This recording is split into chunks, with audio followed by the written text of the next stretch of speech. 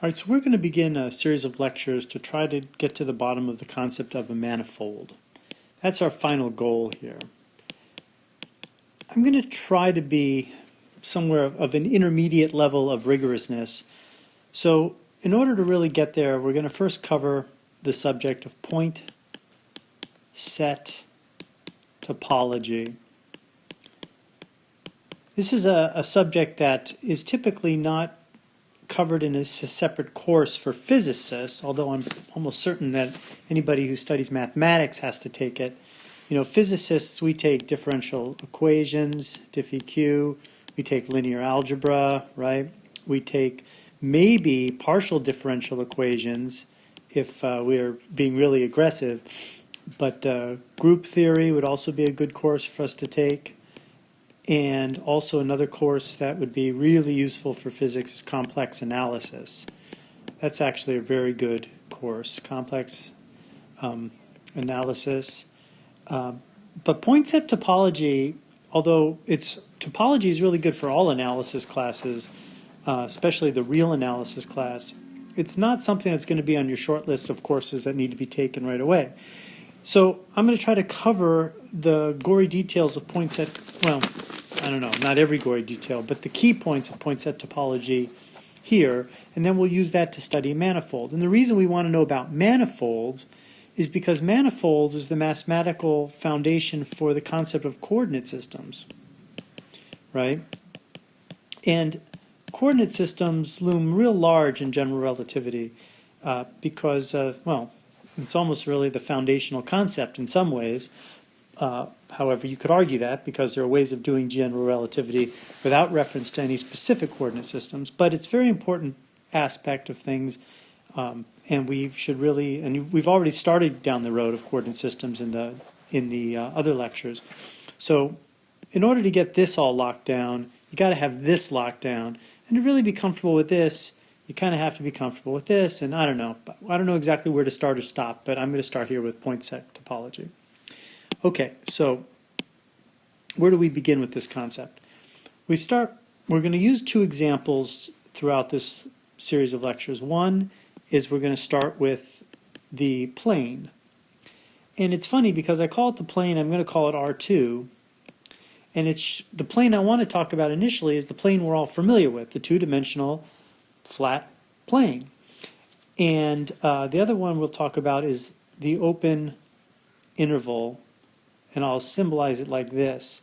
The parentheses will mean open, and the two dots at the end, say I think we'll call that one 0 and this point 1 on the real line. And it's going to be the open interval, the real line. So these are the two sets we're going to work with. However, what's interesting is we're just talking about the set of points that makes up the plane, but we're talking right away about a plane with absolutely no structure, right? And same with these points. This real line, this line is the set of all these points, but there's no structure on it. But what kind of structure could I even mean that's missing? And the missing structure is something called a topology. And the topology is what makes the plane work the way we think it works, or not, depending on the topology we choose. And I'll make that clearer in a moment. But right now we got to think of this as a set of points, just a massive set of points. And likewise here. So in this case, in order to move forward with this, one thing that we're going to allow this plane to have is there's going to be the idea of a distance between 2 points, right? If I take this point and say that point, I can create a number d for the distance between them. And that means this is a metric. The set has a metric associated with it. Now, this is not the same metric that we learned about in the vector spaces, right? Because this is just a set of points. It's not a vector space. We can't add points together. There's no 0 point. These points may have coordinates of some kind in principle to name them all. The points will have names. But this distance function is just something that tells us the distance between any 2 points. And sure, it could be based on some kind of coordinate system where you subtract the coordinates or something like that. But that's the only structure here. Likewise, on this one, we might consider all of these points have is sort of, all of these points are numbered as in the real line, but those numbers are just their names, right? The names of the points are given by the numbers between 0 and 1, and that's all the real numbers. So this is a real interval, and this is a real plane. So right now, this thing, we could call this just the set X, right? And I guess I'll call this one the set Y. So the next thing we do to give structure to the plane is we're going to create something called a topology. And a topology is a set on its own right. Remember, X is a set, right? This is a set, but a topology for X is also a set. And I might call that TX, the topology of X, and it's a set. And it's a set that contains a lot of subsets of X, right? It's a set that contains all these subsets of X. Sometimes that's called a class, when it's a set of subsets. And these subsets inside the topology are called open sets. So the topology of X is a set of subsets of X, and each of these special subsets that's in the topology is called an open set. So, you know, that's one place to start the definition of an open set. An open set is an element of the topology of X. So how do we pick our open sets? Well, there are a few rules about what is allowed to be an open set. And in the beginning, the rules sound a little recursive. If we call the open set, say we list a few open sets, say U1 and U2 and U3. Say these are all open sets. They're all elements of the topology of X. Well, the rule is that for any members of the topology of X, U1 union U2 is also an element of the topology of X. So the union of any two open sets is an open set. And therefore, this immediately implies the arbitrary union of any number of open sets is an open set. And the way I say something's an open set is I say it's an element of the topology, because the definition of a topology is if you're an element of the topology, you're an open set. So the union of any open sets is an open set. Because if I take the union of any two, well, I take and it's an open set, well, then I take that set and I union it with another open set and I get another open set. So the arbitrary union of open sets is a member of the topology. And likewise, the intersection of an arbitrary number of finite open sets is an element of the topology. I should say which means I can't take an infinite intersection of open sets, right?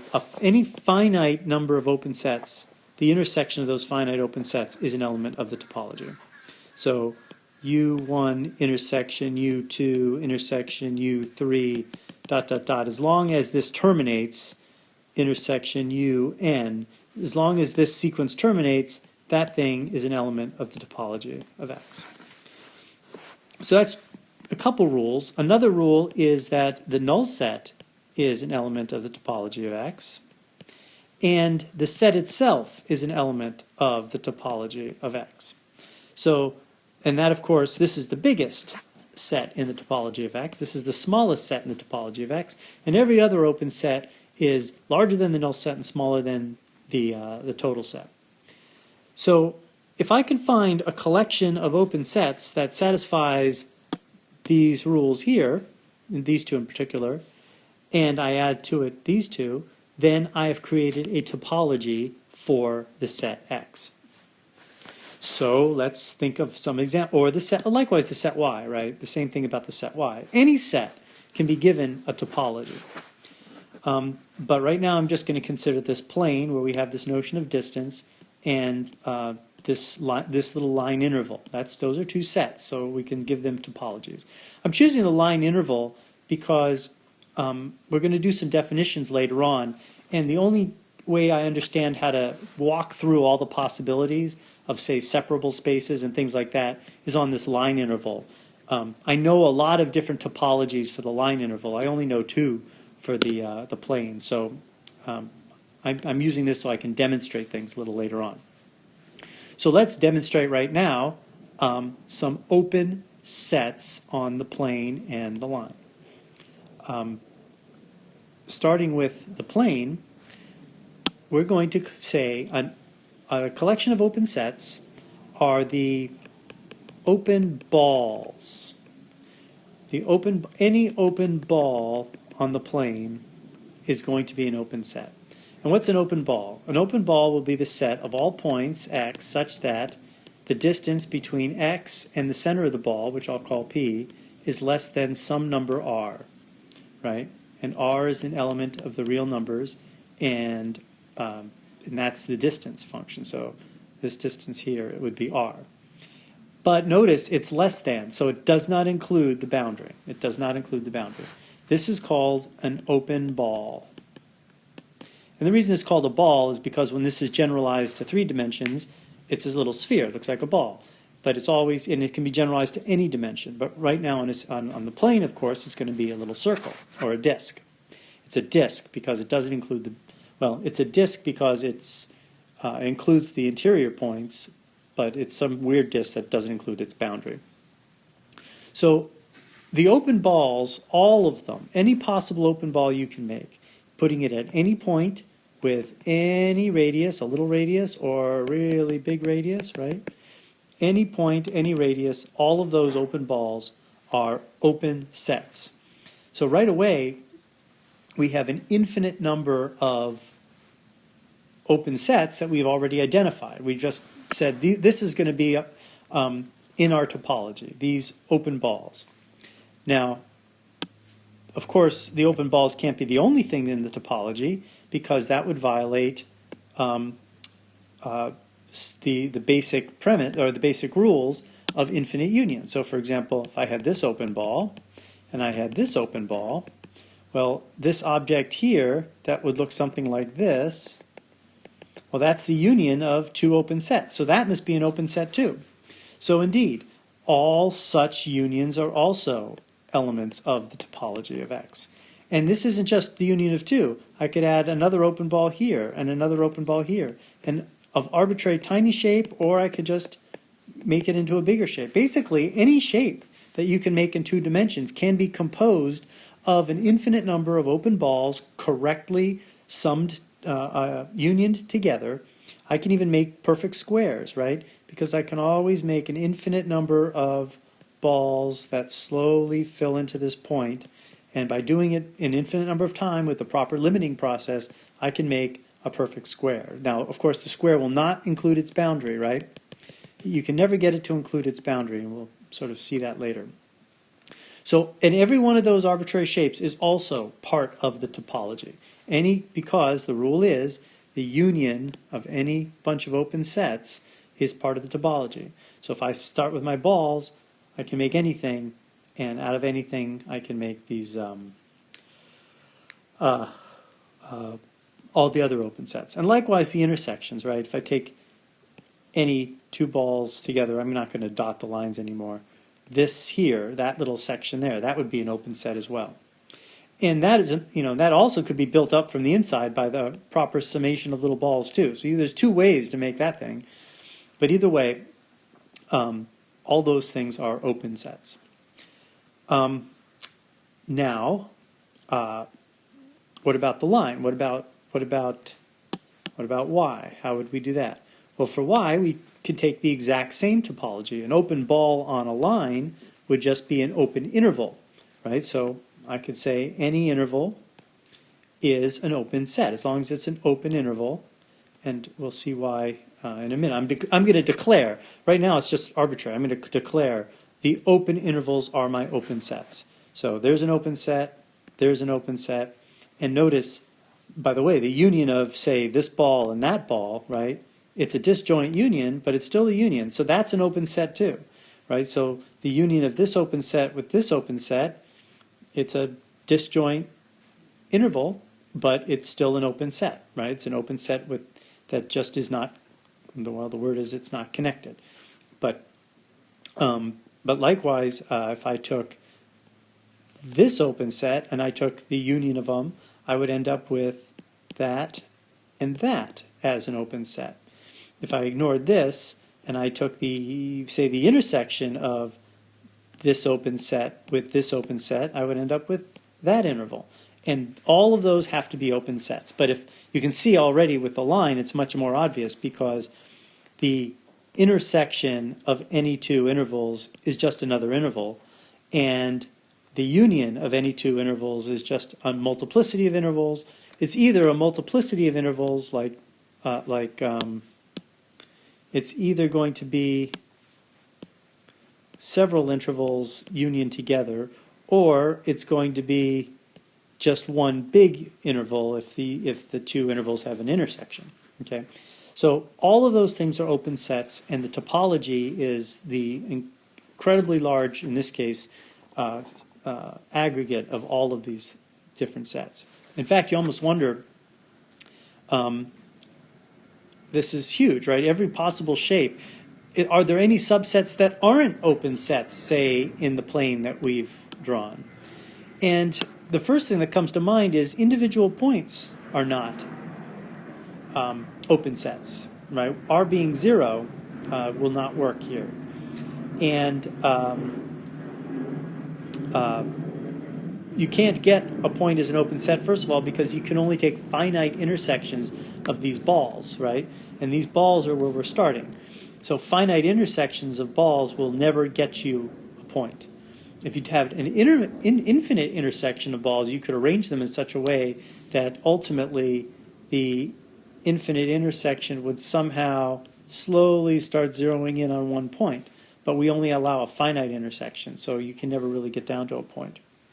However, I could say that my topology is not based on these open balls.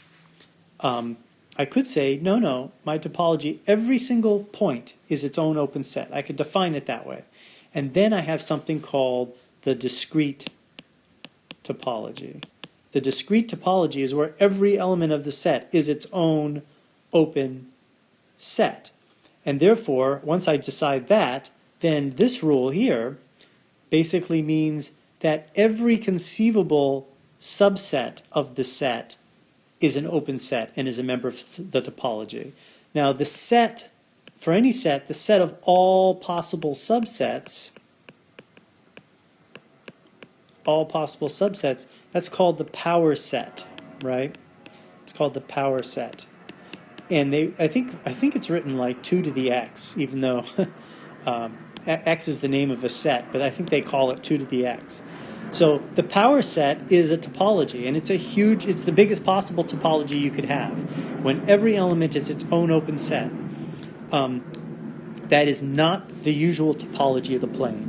The usual topology of the plane is the one I described here with the open balls. Now, what's important to know is that any member of the topology can be created through the union of open balls, right? So the open balls are called a base for the topology. It's called a base. And a base is a collection, is a subset of the topology that thereby union of those base elements, you can create any element of the topology. And so the base element of the topology as I described it are these open balls, because any shape can be made by unionizing an arbitrary collection of open balls. If you have the arbitrary ability to take open balls and create unions, then if you can do that, then you can create any shape, triangles, hexagons, anything. Likewise, if I declared these rectangles that don't contain their boundary, any arbitrary rectangle, if I said those are in our open sets, those will also form a basis, because from arbitrary rectangles you can make any shape if you can take an infinite union of rectangles. That could be a different base, right? Now, the normal topology of the plane, what's called the usual topology, is the topology that's generated by open balls, where the open balls are the base. And that's the typical topology of the plane. The typical topology for the real line is any open interval, which is likewise, and the base of that topology are the set of all open intervals of arbitrary diameter, so to speak, right? They call it a diameter. the arbitrary union of all of those intervals will produce more intervals. We'll produce disjoint intervals if we want, but all of those are open sets and they're all members of the topology. Now, for the line, there is a quick and easy to see alternative topology, right? We can do a topology, let's see, this would be 0.5, right? This is 1 and that's 0. I could say, let's create a bunch of sets, a bunch of subsets of this line interval.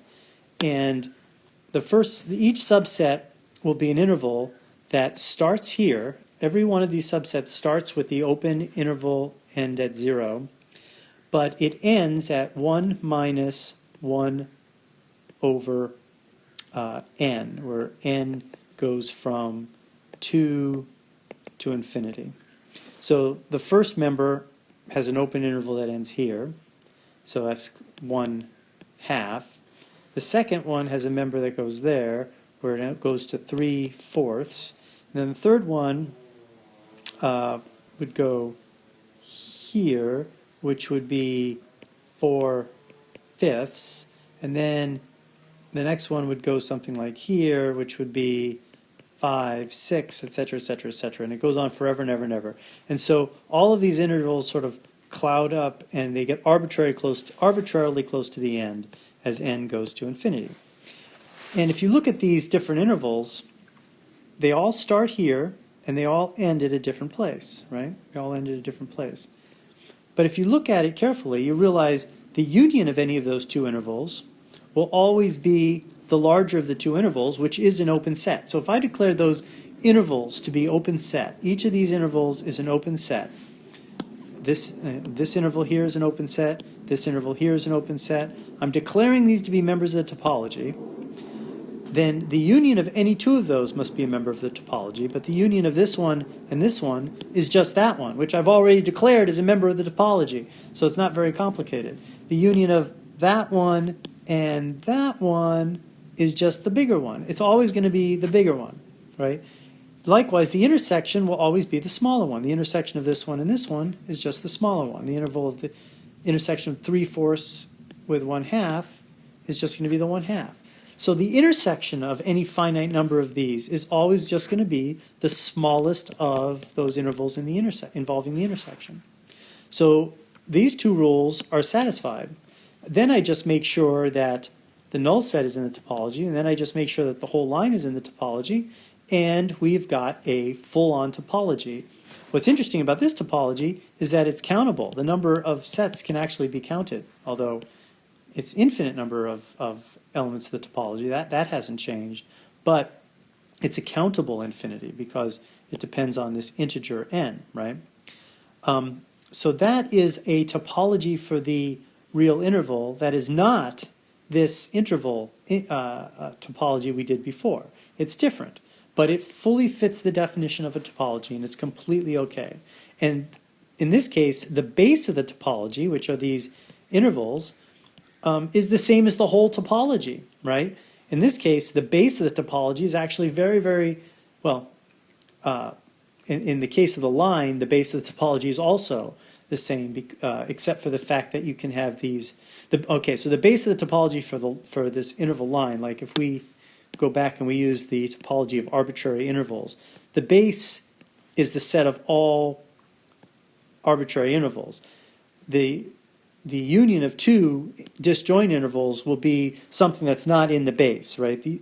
This union here is not in the base. This is the base, and this is an element of the base, and that's an element of the base. Together, they form an open set because the union of any two open sets is open, but there are more elements in the topology than the base used for this topology. In this case, the number of base elements and the overall topology is the same. Very rare, very, very rare. And it's a strange topology, and we'll see why it's strange. It's particularly strange later on when we do some other things.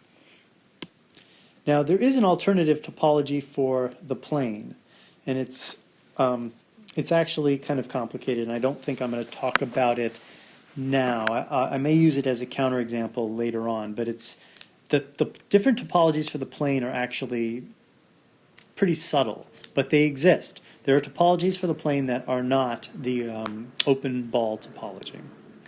All right, now there is one other approach to this that is a bit interesting, which is that, say we're dealing with the plane here, that is, given a point, we can define a neighborhood of a point. And a neighborhood of the point, well, an open neighborhood of the point is any open set that contains the point. And then we define an open set as any set that is a neighborhood of all of its points, right? So every point inside here the open set is a neighborhood of all of those points. But of course, if it was on the boundary, then it wouldn't be a neighborhood of the point because it doesn't contain a neighborhood. Every one of the points in the open set should contain a neighborhood, a smaller neighborhood for each of those points. But if you're on the boundary, you can't do that, right? If you're on the boundary of an open set, there's no way to get another open set that contains the point on the boundary. But if you're inside the boundary, you can always find a neighborhood. So there's this I guess I'm saying that because there's this neighborhood definition of an open set out there as well. Some people like it more than the straight up topology one that I provided already.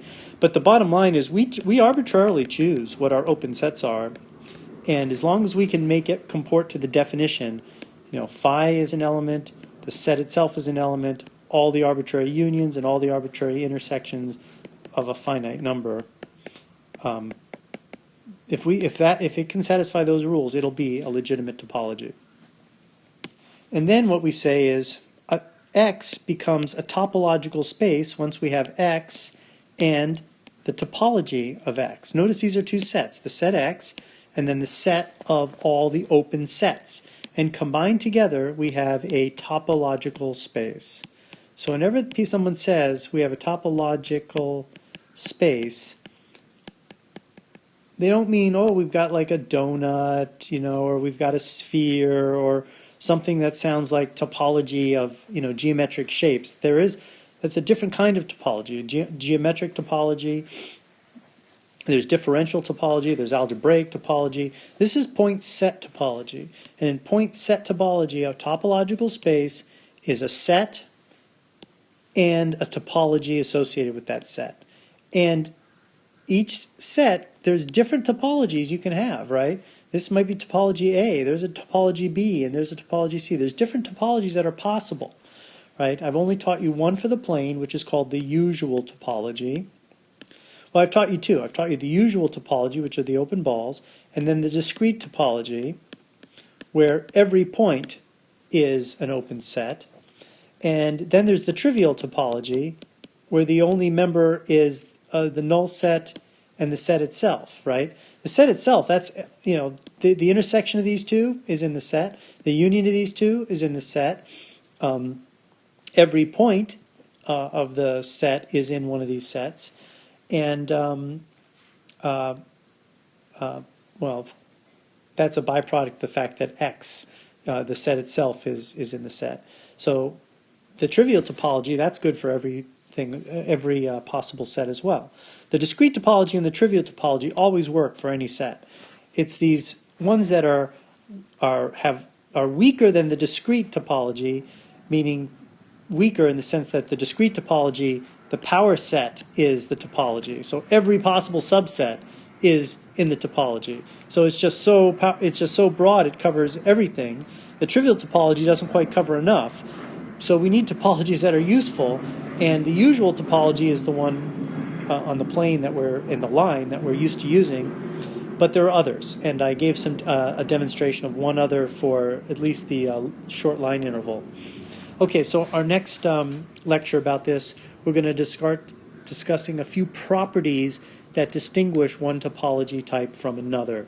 And we'll use the line as an example, and we'll identify what kind of topology our plane has with the usual topology, what properties it has as far as connectedness, countability, and separability, and things like that.